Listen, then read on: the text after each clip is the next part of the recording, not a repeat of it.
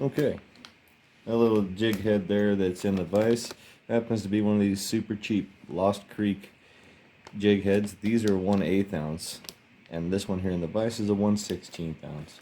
They're relatively cheap. Points are strong on them, and they straighten out, you know, whenever you get about 8.5 pound test. I had some other jig heads before that would straighten out around 6 pound test. So that way, like, instead of getting broke off, you can just get your hook straightened instead. That way you don't leave a hook in the fish's mouth. This thread that I'm starting out with here is, oh, I don't know if I can get it high enough, but Uni Olive Done 6/0. And it's a real strong thread. Real, I guess you could say, it's got a lot of tensile strength to it. So you can really pull down tight and get those wraps in there secured nicely. The body for this fly, or jig I should say, this body for this jig will be a main section of this strong marabou in black, and the underside part of it we're going to be using a 2-color, and it will be strong marabou sculpin olive.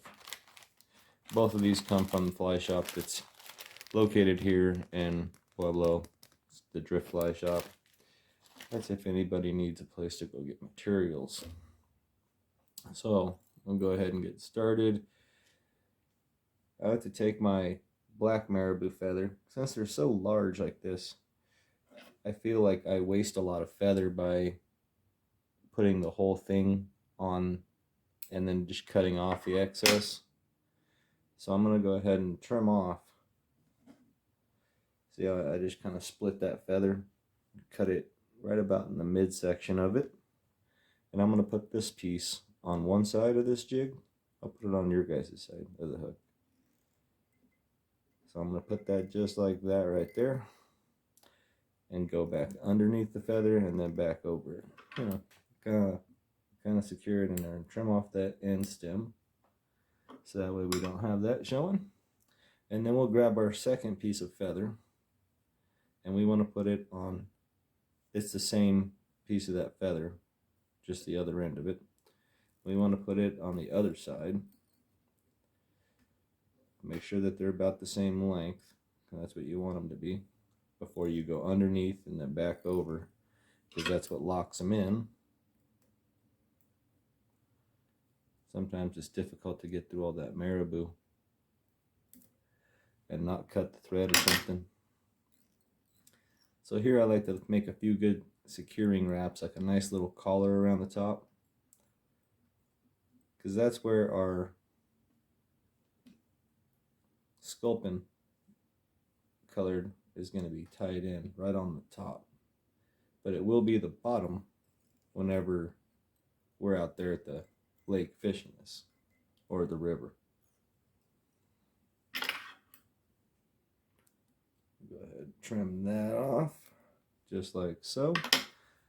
And I forgot to mention, I'm just going to grab a pinch of dubbing here real quick. This is dark brown snow scud or sow scud dubbing, just a cheap variety box. We'll go ahead and whip finish that and call it. Got a little bit of feather fiber hanging on to my whip finisher there, it looks like.